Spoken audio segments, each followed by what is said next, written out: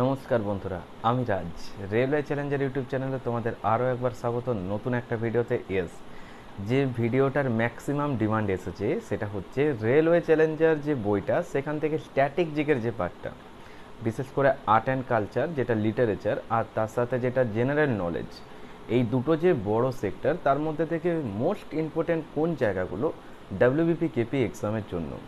তাই অবশ্যই ভিডিওটা শেষ পর্যন্ত দেখবে। কমপ্লিট অ্যানালাইসিস করে বলে দেবো স্ট্যাটিক জিকের কোন কোন জায়গা কমপ্লিট অ্যানালাইসিস করে বলে দেবো স্ট্যাটিক জিকের কোন কোন জায়গাগুলো ডাব্লিউবিপি কেপি এক্সামের জন্য মোস্ট ইম্পর্ট্যান্ট। এই বইটা ওপেন করো আর যে জায়গাগুলো বলবো সেগুলোকে ভালো করে হাইলাইট করো বা পেন দিয়ে মার্ক করো, আর এইগুলো ভালো করে কভার আপ করো। এখান থেকেই স্ট্যাটিক জিকেটা তোমার কভার আপ হয়ে যাবে। ভিডিও শুরুর আগেই বলে রাখি যে আমার যে ব্যাচটা জিকে কুইক রিভিশন, যেটা যোদ্ধা ব্যাচ, আপকামিং ডাব্লিউপিকেপি মেন এক্সামকে টার্গেট করে ক্লাসগুলো হচ্ছে।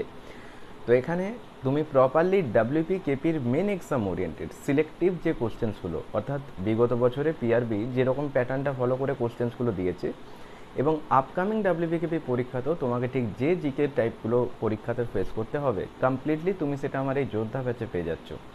এই ব্যাচটা তোমার আগামী 1.5-2 মাসের মধ্যে কমপ্লিট হয়ে যাবে। এখানে তুমি চ্যাপ্টার ওয়াইজ ক্লাসও পাচ্ছ, আর তার পাশাপাশি লিঙ্ক আপ ওরিয়েন্টেড ক্লাস, অর্থাৎ যারা আমার লাইভ সেশনে ক্লাস করেছো তারা জানো যে একটা জিকে থেকে অ্যানাদার এক্সাম ওরিয়েন্টেড জিকেগুলোকে কী করে লিঙ্ক করে ধরে রাখতে হয়, তার কমপ্লিট নমুনা তুমি কিন্তু আমার এই যোদ্ধা ব্যাচে পাচ্ছ।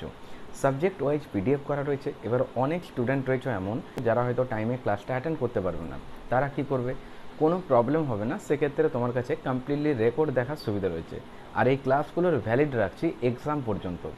অনলি 200 ওয়ান টাইম পে, কোনো মান্থলি ফিস নেই। এত কম প্রাইসে তোমরা যদি এই ব্যাচটা পারচেস করো, আগামী 2 মাসের মধ্যে জিকেতে তুমি অনেক অনেক লেভেল আপ হতে পারবে।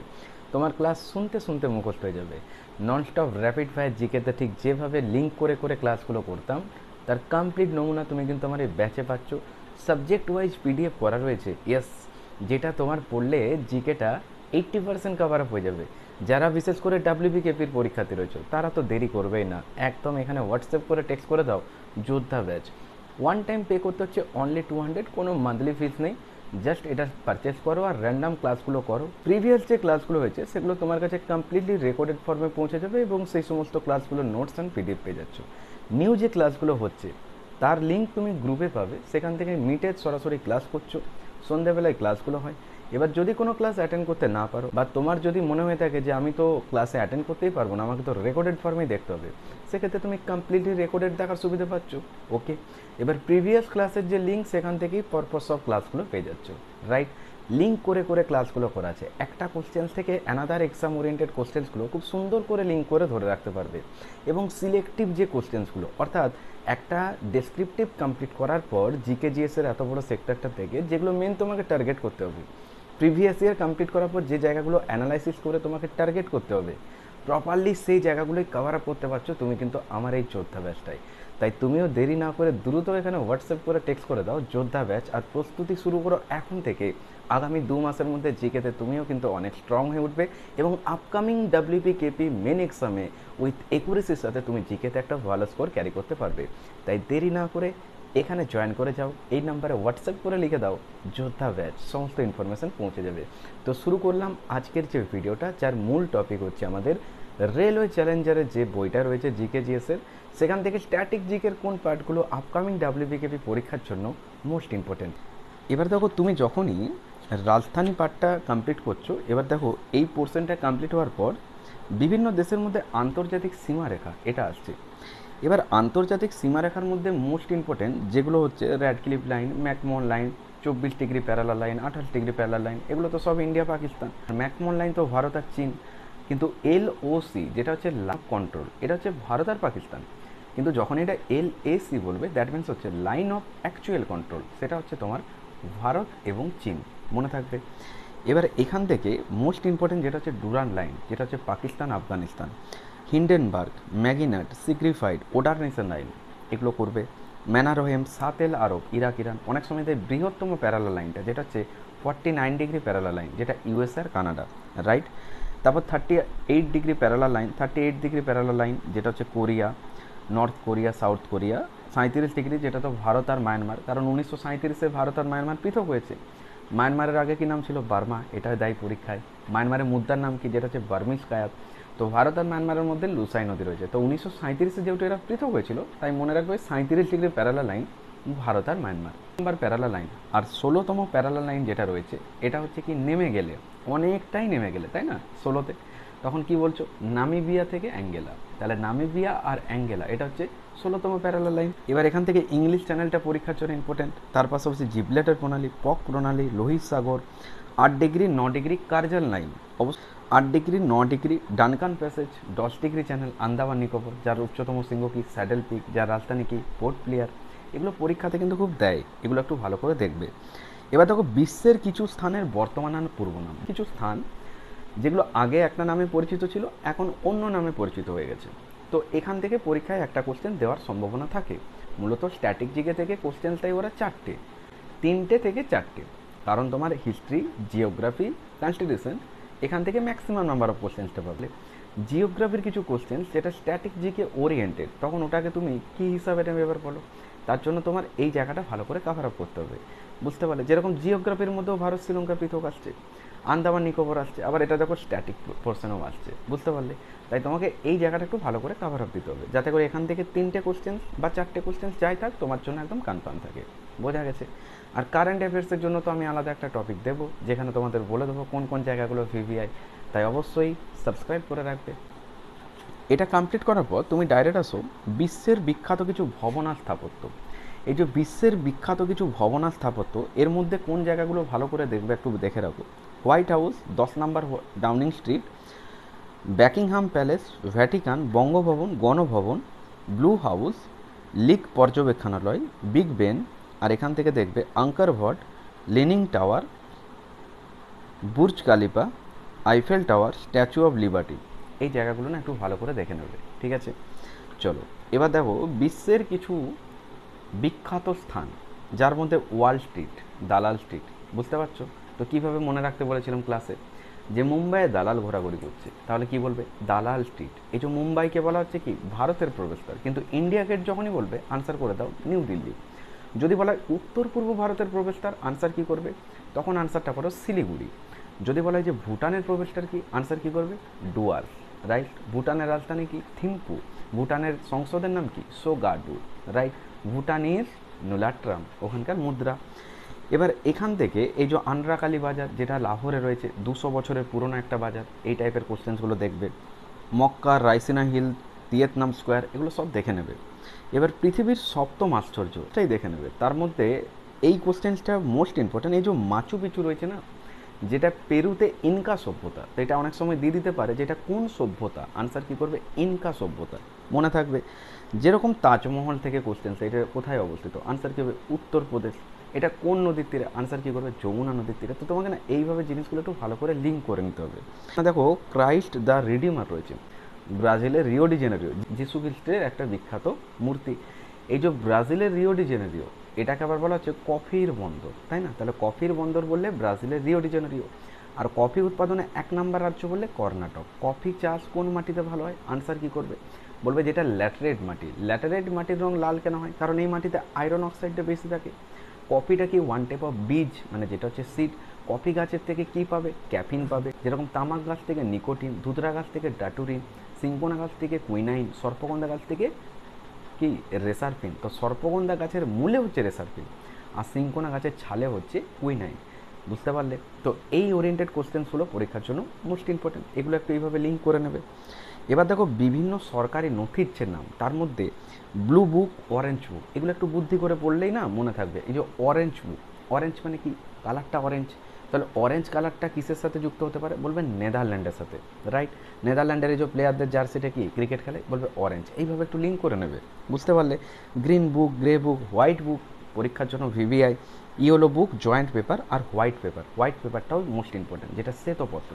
শ্বেতহস্তির দেশ কাকে বলে, আনসার কী করবে বলবে যেটা হচ্ছে থাইল্যান্ডকে বলে। তাহলে শ্বেতহস্তির দেশ বলা হচ্ছে থাইল্যান্ডকে। আবার লিঙ্ক করে নেবে ঠিক এইভাবে, এই যে আমফান নামক যে ঘূর্ণিঝড়টা, এটার নামকরণকে দিয়েছিল থাইল্যান্ড দিয়েছিল। যেরকম ফোনিটাকে দিয়েছিল বাংলাদেশ দিয়েছিল। তোমাকে যদি বলে আইলা, তিতলি, এই ঝড়গুলোর নামকে দিয়েছিল ঘূর্ণিঝড়, এই ঘূর্ণিঝড়ের নামকে দিয়েছিল, আনসার করবে পাকিস্তান, রাইট।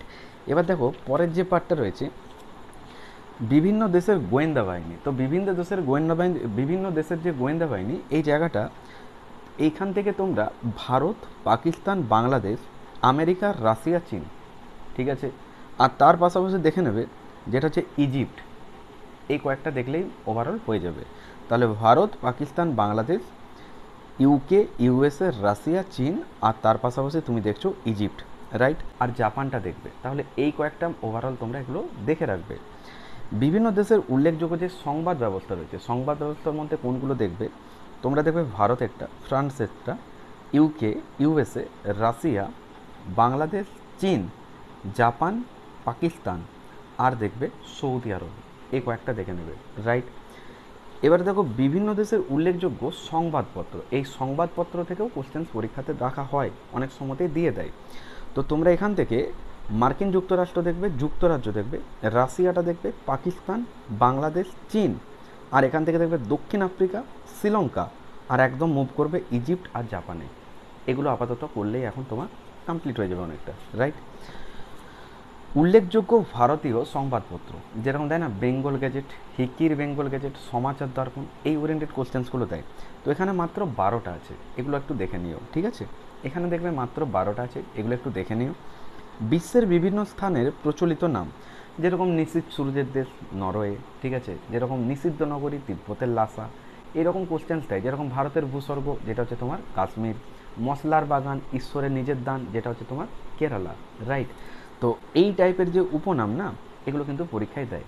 ইউরোপের খেলার মাঠ যেটা হচ্ছে তোমার সুইজারল্যান্ড, বাবেল মান্দাব যেটা হচ্ছে জেরুজালেম, নীল নদের উপহার মিশর যার রাজধানী কি কায়রো, ইংল্যান্ডের উদ্যান যেটা হচ্ছে কেন্ট, চীনের দুঃখ হোয়াংও নদী, পবিত্র ভূমি প্যালেস্তাইন, এগুলো একটু দেখবে, রাইট?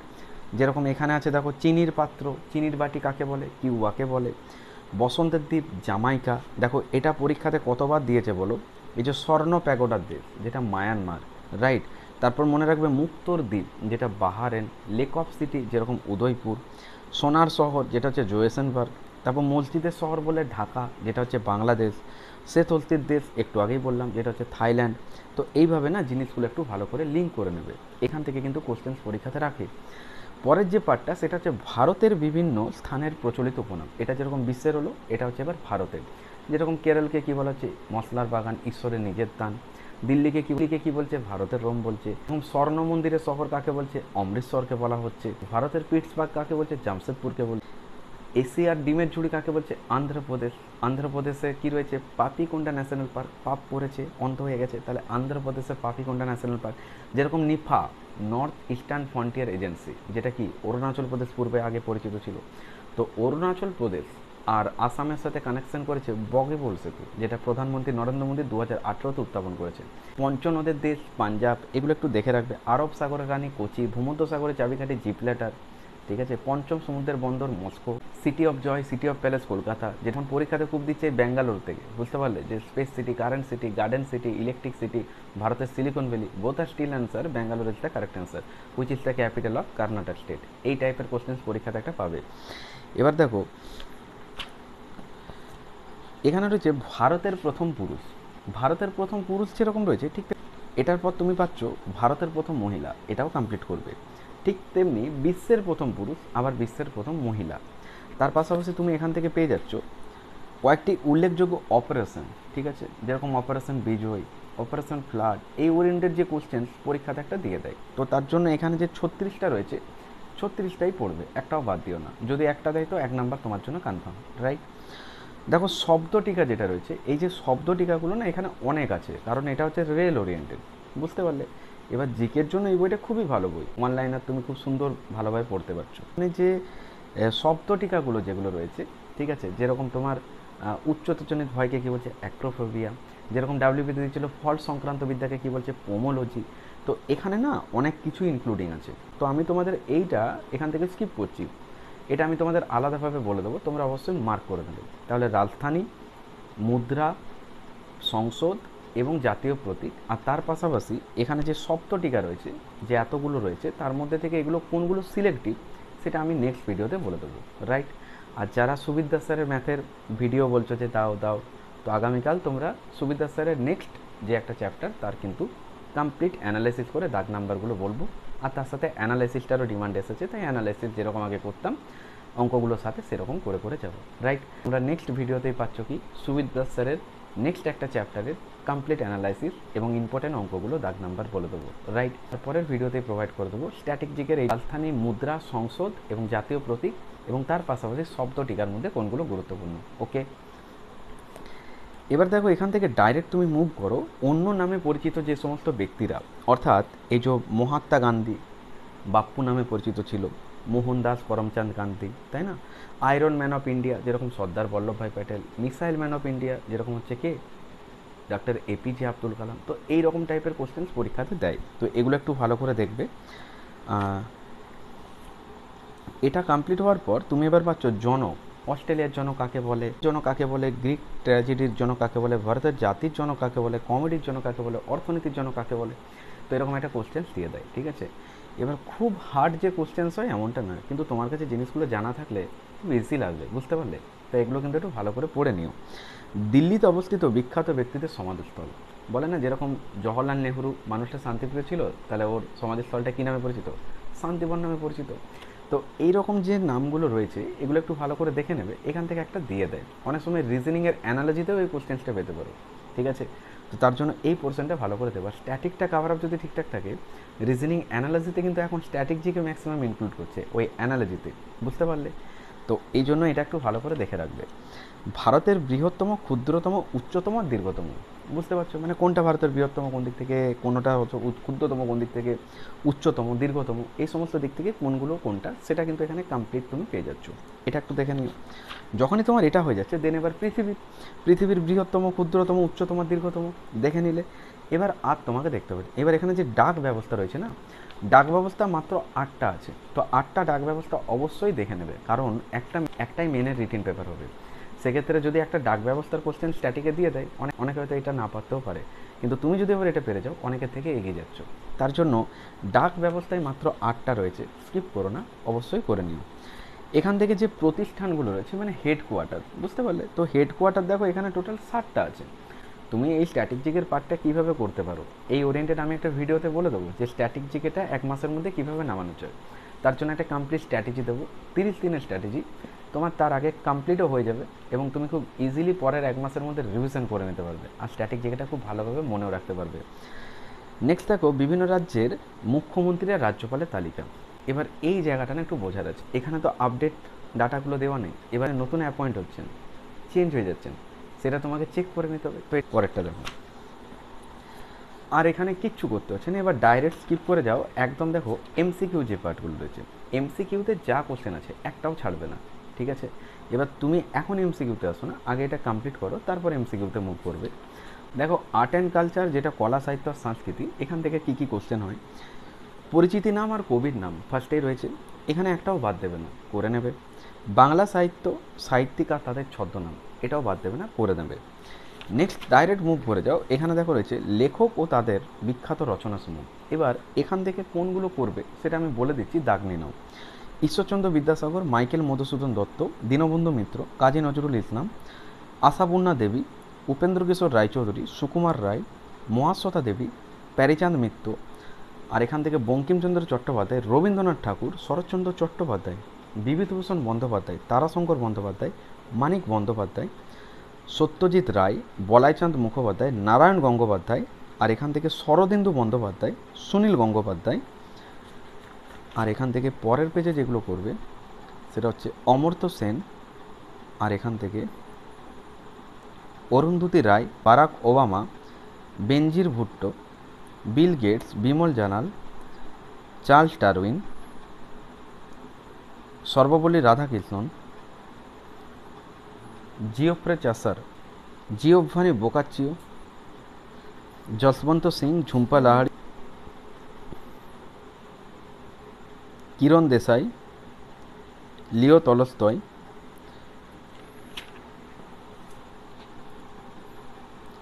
মুন্সি প্রেমচাঁদ, যার আসল নাম কি ধনপত রায়,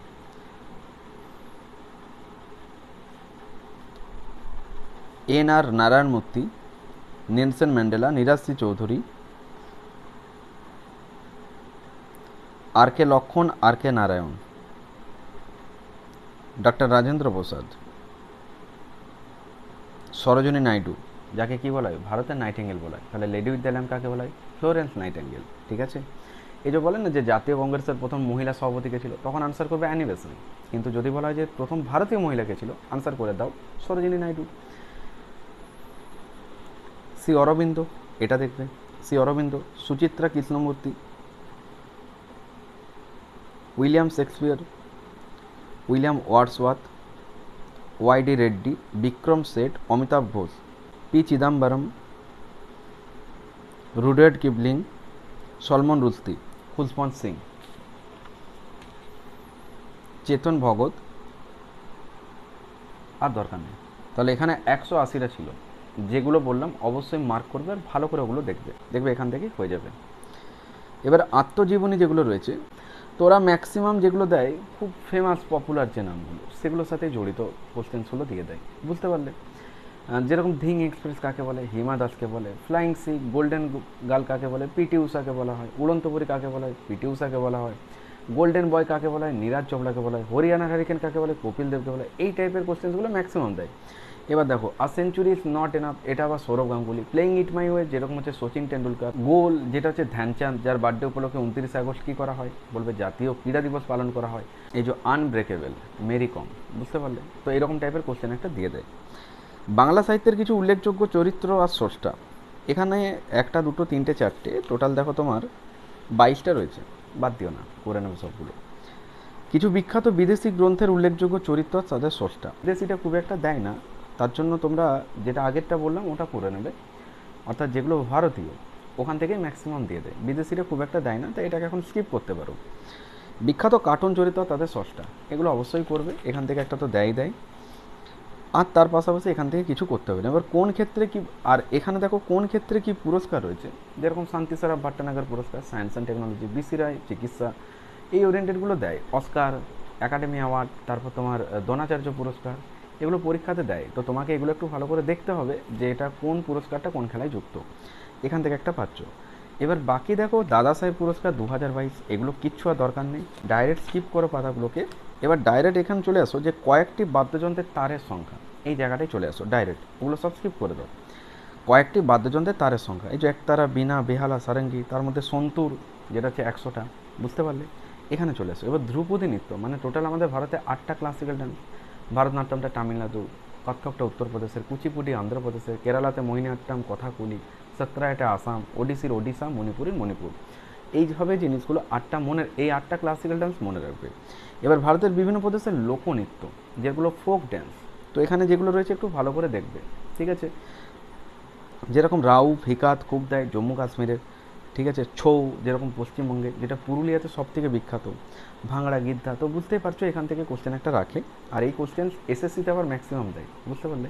এসএসসি, রেল, তার মধ্যে এসএসসিতে আবার ম্যাক্সিমাম দেয় তোমার এই ফোক ড্যান্সটা বেশি, বুঝলে? কিন্তু স্টেটেও তুমি ডাব্লিউপিকেপি এক্সামে দেখবে এখান থেকে একটা কোশ্চেন দেয়, তো অনেক সময় ক্লাসিক্যাল দিতে পারে, ফোকও দিতে পারে, তো তুমি একটু দেখে রাখবে। যদি দেয় একটা কোশ্চেন, তো তোমার জন্য 1 নাম্বার কনফার্ম। দেখো কলা ও সংস্কৃতিতে ভারতের কৃতি ব্যক্তিত্ব, এবার এখানে অর্থাৎ সন্তুর, এখানে সন্তুর এটা কারা বাজানোর সাথে যুক্ত ছিলেন, এই ওরিয়েন্টেড টার্ম দেয় পরীক্ষাতে, কে কোন ডান্সের সাথে যুক্ত ছিল। তো এখানে ওভারঅল তোমরা এতগুলো যে যন্ত্র রয়েছে না, বাদ্যযন্ত্র রয়েছে, এতগুলো যে বাদ্যযন্ত্র রয়েছে তার মধ্যে সন্তুরটা দেখে নেবে, এটা দেয় পরীক্ষাতে। বাঁশিটা দেখবে, এই যে পান্নালাল ঘোষ, হরিপ্রসাদ চৌরাসিয়া, তারপরে যেরকম বিসমিল্লাহ খান সানাই বাজিয়ে বিষ বেরিয়ে গেল, ঠিক আছে? আমজাদ আলী খান, আমজাদ দ আছে তাহলে ওটা হবে শরদ, রবিশঙ্কর র আছে তাহলে সেতার, বুঝলে? এইভাবে জাকির হোসেন যেরকম তবলা বাজাতেন। তো তার মধ্যে বাঁশি, শরদ, সন্তুর, সানাই, সরঙ্গি, আর এখান থেকে দেখবে সেতার আর তবলাটা দেখবে। আর তুমি হিন্দুস্তানি শাস্ত্রীয় সঙ্গীত, ঠুমারি শাস্ত্রীয় সঙ্গীত, ধ্রুপদ শাস্ত্রীয় সঙ্গীত, বাউলা লোকসঙ্গীত, ব্যাস। আর রবীন্দ্রসঙ্গীত, আর একদম লাস্টে যে তবলাটা, রবীন্দ্রসঙ্গীত, তবলা, কথাকলি নৃত্য, ভারতনাট্যম, মণিপুরি, কথাকলি, ভারতনাট্যম, কত্থক, কুচিপুডি, ব্যাস। এইগুলো ওভারঅল দেখে নেবে। এবার দেখো চিত্রকর আর ভাস্কর তাদের বিখ্যাত সৃষ্টি, তার মধ্যে রবীন্দ্রনাথ ঠাকুর, Jamini Roy, Leonardo da Vinci, এগুলো দেখবে, মোস্ট ইম্পর্ট্যান্ট। ভারতের ধর্মীয় মতবাদ, এই যে জৈন, বৌদ্ধ ধর্ম যেগুলো রয়েছে না, এগুলো তো হিস্ট্রি ওরিয়েন্টেড, তাই এটাকে এখান থেকে স্কিপ করে দিলাম, ওটা তো হিস্ট্রিতে পড়ছো। এবার বিভিন্ন ধর্মের মেলার উৎসব মাত্র 6টা আছে, 6টাই ভালো করে দেখবে। ভারতের বিভিন্ন আঞ্চলিক উৎসব আর মেলা 14টা আছে, ভালো করে দেখবে। কয়েকটি বিখ্যাত স্মৃতিসৌধ, মন্দিরের নাম আর অবস্থান, একটাও মিস দেওয়া যাবে না, 16টা আছে মাত্র, দেখে নেবে। বিভিন্ন দেশের গুরুত্বপূর্ণ সর্বোচ্চ সম্মান, কোন দেশের সর্বোচ্চ সম্মান, তো এটা মেনলি সবগুলো দেখার দরকার নেই, তাহলেই হবে, ওরা দিলে ভারতের থেকেই দেয়। তার পাশাপাশি তুমি এখান থেকে ব্রিটেনেরটা দেখবে, আর্জেন্টিনারটা দেখবে, আর পাকিস্তানটা দেখে নেবে। তার পাশাপাশি এখান থেকে তুমি Pakistan, Saudi Arab, Argentina, Hungary, America, Japan, Germany আর ব্রিটেন, এগুলো দেখবে। বাকি 3-4টে তুমি স্কিপ করতে পারো। কলা সাহিত্য সংস্কৃতি সংক্রান্ত কিছু তথ্যাবলী, ওয়ান লাইনার করে কিছু ইম্পর্টেন্ট ডাটা দেওয়া আছে, তো এটা তুমি লাস্টে কমপ্লিট করে নেবে। এখানে টোটাল 153টা ওয়ান লাইনার ডাটা দেওয়া আছে, এটাকে কমপ্লিট করবে। তারপর লাস্টে এমসিকিউ যা আছে একটাও স্কিপ করা যাবে না। তো এই বইটার থেকে স্ট্যাটিক জিকের যেটা মোস্ট ইম্পর্টেন্ট পার্ট, সেটা তোমাদের সাথে এই ভিডিওতে প্রোভাইড করলাম। সো ভিডিওটা হেল্পফুল মনে থাকলে অবশ্যই লাইক করতে ভুলো না, আর ফ্রেন্ড সার্কেলও শেয়ার করে দিও, যাতে করে তারাও সমানভাবে উপকৃত হতে পারে। চ্যানেলে নতুন দর্শক হলে বা রেলওয়ে চ্যালেঞ্জারে তুমি আজকে ফার্স্ট টাইম যদি ভিজিট করে থাকো, সাবস্ক্রাইব করে নাও, আর পাশে বেল অন করে নোটিফিকেশানটা অল করো, যাতে করে পরবর্তী গুরুত্বপূর্ণ ভিডিওগুলোর আপডেট নোটিফিকেশানে তোমার কাছে পৌঁছে যায়। আর লাইভ এই কদিন করতে পারিনি, একটু বিজি ছিলাম, তো আবার কন্টিনিউ লাইভ শুরু হবে, যেখানে জিকেটা আমাদের কুইক রিভিশন হয়। সমস্ত কিছু ক্লাস ওরিয়েন্টেড আপডেট পাওয়ার জন্য টেলিগ্রামে জয়েন করো।